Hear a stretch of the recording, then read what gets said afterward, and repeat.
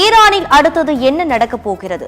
கூடுதல் விவரங்களுடன் இணைக்கிறார் எமது செய்தி தலைமை சண்முக சுந்தரம். சண்முக சுந்தரம், வணக்கம். கூடுதல் விவரங்களை பதிவு பண்ணலாம். தீபிகா, கடந்த 18 நாட்களாக ஈரான் பற்றி எரிந்து கொண்டிருக்கின்றதான் கூற வேண்டும். தினந்தோறும் போராட்டங்கள், அதுவும் 300 இடங்களிலே போராட்டங்கள் நடைபெற்றுக் கொண்டிருக்கிறது. 31 மாகாணங்கள் மொத்தமாக இருக்கிறது. இதில் 300 இடங்களிலே தொடர்ந்து போராட்டம், மக்கள் கிளர்ச்சி நடந்து கொண்டிருக்கிறது. அரசுக்கு எதிராக நடைபெறும் இந்த கிளர்ச்சியிலே போதிய நிதி ஆதாரங்கள் இல்லை, பிழைப்பதற்கு ஊதியம் கிடைக்கவில்லை, வேலை செய்வதற்கு ஊதியம் இல்லை போன்ற பல வகைகளிலே தொடர்ந்து மக்கள் கிளர்ந்து எழுந்து போராடி வருகிறார்கள்.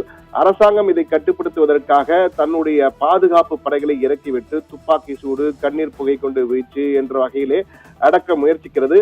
ஆனால் தொடர்ந்து இந்த போராட்டம் ஒவ்வொரு இடத்திலும் பரவி தற்போது நாடு முழுவதும் நடைபெறுகின்ற ஒரு போராட்டமாக தொடர்ந்து கொண்டே இருக்கிறது. ஆனால் கடந்த 3 தினங்களுக்கு முன் இருந்த அந்த வேகம் தற்போது குறைந்திருப்பதாக அங்கிருந்து வரும் தகவல்கள் தெரிவிக்கின்றன. ஆனால் தொடர்ந்து போராட்டங்கள் நடைபெற்றுக் கொண்டிருக்கிறது. போராடுபவர்களுக்கு மரண தண்டனை, போராடி சிறையில் அடைக்கப்பட்டவர்களுக்கு மரண தண்டனை என்ற வகையிலே ஈரான் அரசாங்கம் அறிவித்ததால் அங்கு உச்சபட்ச தலைவராக சுப்ரீம் லீடர் ஆஃப் ஈரான் என்று அழைக்கப்படுகின்ற கமேனிக்கு எதிராக, அயத்துல்லா அலி கமேனிக்கு எதிராக தற்போது பொதுமக்கள், அங்குள்ள ஈரானியர்கள் மாறிக்கொண்டிருப்பதாக அங்கிருந்து வரும் ஒரு பக்க தகவல்கள் தெரிவிக்கின்றன. ஆனால் மறுபக்கத்தை பார்க்கும்பொழுது இது திட்டமிட்டு இஸ்ரேலுடைய உளவுத்துறையான மொசாதும் அதே போன்று அமெரிக்கர்களும் இதை தூண்டி விடுகிறார்கள். அமெரிக்க அதிபர் ட்ரம்ப் நேற்றே வெளிப்படையாக ஒரு கருத்தினை தெரிவித்திருந்தார். அதிலே போராடும் மக்கள், தேச அபிமானிகளான போராடும் மக்கள், ஈரானின் சொத்துக்களை கைப்பற்றுங்கள், உங்கள் நிறுவனங்களை நீங்கள் கைப்பற்றுங்கள், உதவி வந்து கொண்டே இருக்கு என்ற வகையிலே வெளிப்படையாக ஒரு நாட்டின் அதிபரே இப்படி கருத்தினை தெரிவிக்கும் பொழுது அது நிச்சயமாக தூண்டிவிடுவதற்கு இணையானதுதான், அதில் மாற்று கருத்தில்லை. எனவே மொசாத், இஸ்ரேலின் மொசாத் உளவுத்துறையும் அதே போன்று அமெரிக்காவும் தான் இந்த போராட்டத்தை தூண்டிவிட்டு தொடர்ந்து நடத்துகிறது, இயக்குகிறது என்ற வகையிலே, அதே போன்று அமெரிக்காவில் இருந்த பழைய தலைவரும் அங்கு உள்ளே வந்திருப்பதால், ஈரானின் பழைய ராஜ வம்சத்தை சேர்ந்தவரும் உள்ளே வந்திருப்பதால் தொடர்ந்து இது திட்டமிட்ட சதி என்ற வகையிலே ஈரான் அரசு சார்பிலே கூறியிருக்கிறார்கள். ஆனால் தற்போது ஈரான் அரசு தொலைக்காட்சியிலே ஒரு செய்தி நேற்று ஒளிபரப்பானது. அதிலே மிக தெளிவாக பகிரங்கமாக அமெரிக்காவுக்கு மிரட்டல் விடப்பட்டிருக்கிறது. அது என்ன மிரட்டல் என்றால், தேர்தல் பிரச்சாரத்தின் பொழுது, அமெரிக்காவிலே அதிபர் தேர்தல் பிரச்சாரத்தின் பொழுது அதிபர் ட்ரம்ப் அப்பொழுது பிரச்சாரம் செய்யும் போது அவரை துப்பாக்கியை சுட ஒருத்தர் முயன்றார். அப்போ ஒரு காது வழியாக அந்த துப்பாக்கி தோட்டா சென்றது அனைவரும் அறிந்ததுதான். அந்த புகைப்படத்தை வெளியிட்டு அடுத்த தோட்டா ட்ரம்புக்கு தான் என்ற வகையிலே ஈரானின் அரசு தொலைக்காட்சியிலே அந்த செய்தி ஒளிபரப்பப்பட்டிருக்கிறது. அடுத்த தோட்டா உங்களுக்குத்தான் என்ற வகையிலே நேரடியாக ட்ரம்பை தாக்கும் வகையிலே ஒரு அச்சுறுத்தல் விடப்பட்டிருக்கிறது என்றுதான் கூற வேண்டும். அது மட்டுமல்ல, தற்போது அமெரிக்க அரசாங்கத்தை பொறுத்த மட்டிலே ஈரானில் உள்ள அமெரிக்க அனைவரும் வெளியேற வேண்டும் என ஏற்கனவே உத்தரவு பிறப்பித்து விட்டார்கள்.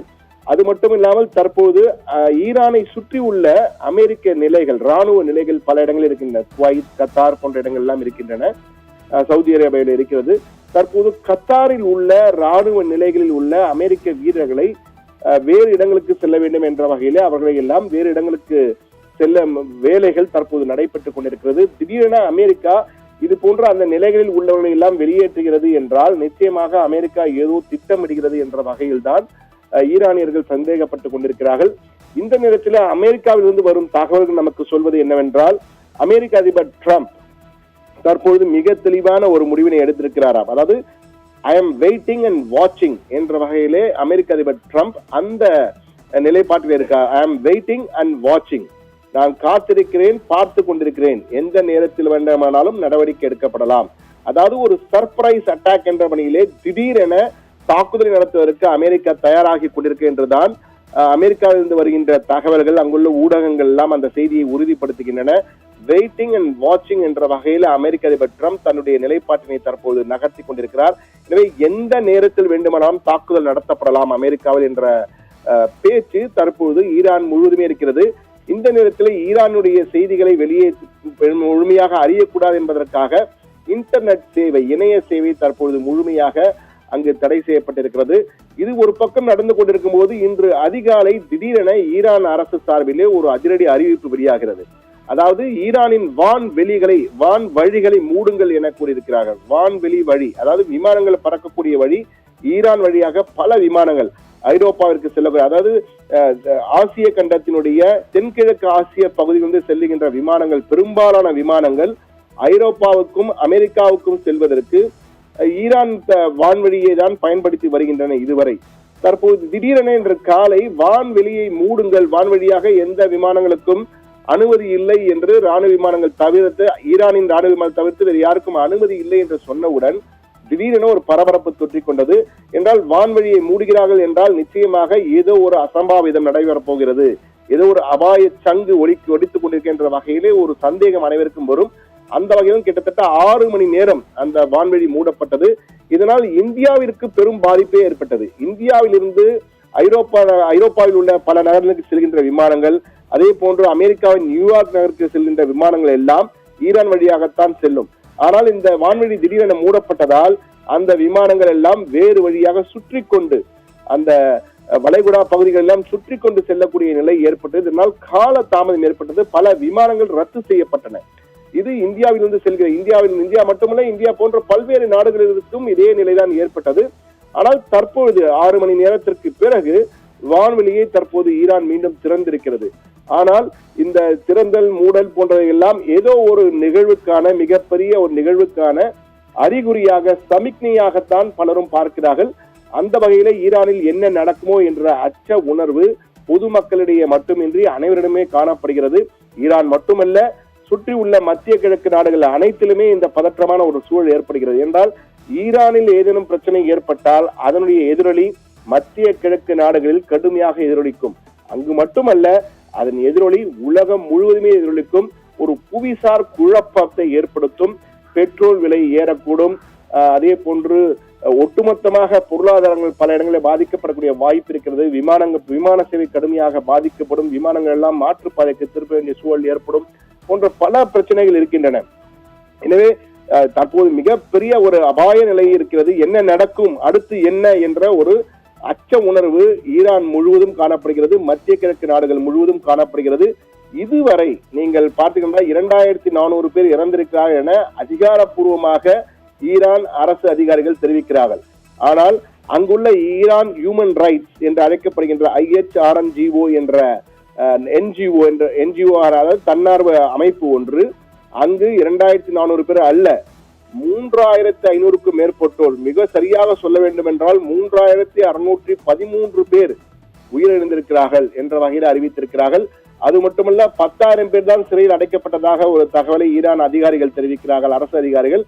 ஆனால் இந்த NGO என்ன சொல்கிறது என்றால் 19,000 பேர் சிறையில் அடைக்கப்பட்டிருக்கிறார்கள் என கூறியிருக்கிறார்கள். சிறையில் அடைக்கப்பட்டவர்களாம் மரண தண்டனை என்ற பேச்சு வேறு ஒரு பக்கத்தில் இருந்தது. ஆனால் ஈரானிய வெளியுறவுத்துறை மரண தண்டனை நிறைவேற்றப் போவதில்லை என கூறுகிறது. ஆனால் நீதிமன்றம் நிறைவேற்றுங்கள் என கூறுகிறார்கள். எனவே மரண தண்டனை உண்டா இல்லையா என்ற குழப்பம் வேறு அங்கு பெரிதாக தற்போது பேசப்பட்டு வருகிறது. ஆனால் இந்த சூழ்நிலை கடந்த 18 நாட்களாக நடந்து வந்த இந்த போராட்டத்திற்கு இந்த இரு அமைப்புகள், அமெரிக்காவும் இஸ்ரேலின் மொசாடும் தான் காரணம் என ஈரான் அரசு குற்றம் சாட்டுகிறது. ஆனால் அமெரிக்காவும் இஸ்ரேலும் என்ன சொல்கிறது என்றால், மக்களுக்கு எதிரான அடக்குமுறையை கமேனி அரசு செய்து கொண்டிருக்கிறது. அதன் விளைவாகத்தான் மக்கள் புரட்சி வெடித்திருக்கிறது. இந்த மக்கள் புரட்சி புதிய ஈரானை உருவாக்கும் என்ற வகையில அவர்கள் தெரிவித்து நம்பிக்கை தெரிவிக்கிறார்கள். எனவே இரு தரப்பும் தற்போது அவரவர் நிலைப்பாட்டில் உறுதியாக இருப்பதால் இந்த மோதல் வரலாம் என்று தெரிகிறது. இதற்கிடையே ரஷ்யாவும் சீனாவும் தற்போது அவரதும் கருத்துக்களை தெரிவித்திருக்கிறார்கள். ரஷ்யா ஏற்கனவே நேற்றே எச்சரித்திருந்தது. கடந்த ஆண்டு இஸ்ரேலுடன் நடந்த போரின் போது திடீரென நீங்கள் அமெரிக்காவின் விமானங்களை அனுப்பி ஈரான் மீது குண்டுகளை வீசி தாக்கினீர்கள். இந்த முறை அப்படி செய்தால் ரஷ்யா சும்மா பார்த்து கொண்டிருக்காது, நாங்கள் களமிறங்கி பதிலடி கொடுப்போம். எனவே இது ஒரு யுத்தமாக வெடிக்கும், பெரிய யுத்தமாக மாறிவிடும் என்ற வகையிலே ரஷ்ய அதிபரின் சார்பிலே, அதாவது வெளியுறவுத்துறையின் சார்பிலே அதிகாரப்பூர்வமாக அறிவிக்கப்பட்டது. சீனாவும் வெயிட்டிங் அண்ட் வாட்சிங் என்ற அமெரிக்க நிலைப்பாட்டின் பற்றி தான் பார்த்து கொண்டிருக்கிறார். சீனா ஈரானிலிருந்து கிட்டத்தட்ட 60%, ஈரானுடைய எண்ணெய் வளத்தில் 60% எண்ணெயை இறக்குமதி செய்வது சீனா. எனவே சீனாவுக்கு மிக முக்கியமான இடமாக இது பார்க்கப்படுகிறது. எனவே இந்த யுத்தம் வரக்கூடாது, வந்தால் நிச்சயமாக பொருளாதார ரீதியாக உலக அளவிலே மிகப்பெரிய ஒரு தேக்க நிலை உருவாகும் என்பதை மாற்று கருத்தில்லை. ஆனால் எந்த நேரத்திலும் என்ன வேண்டுமானால் நடக்கலாம் என்ற சூழல் தான் தற்போதைக்கு ஒரு போர் பதற்ற அச்ச சூழல் தான் ஈரான் முழுவதும் காணப்படுகிறது. ஈரானை சுற்றியுள்ள மத்திய கிழக்கு நாடுகளிலும் அதே நிலைதான் காணப்படுகிறது என்பதுதான் யதார்த்த கள நிலவரமாக இருக்கிறது. தீபிகா, விரிவான தகவல்களுக்கு நன்றி சண்முக சுந்தரம்.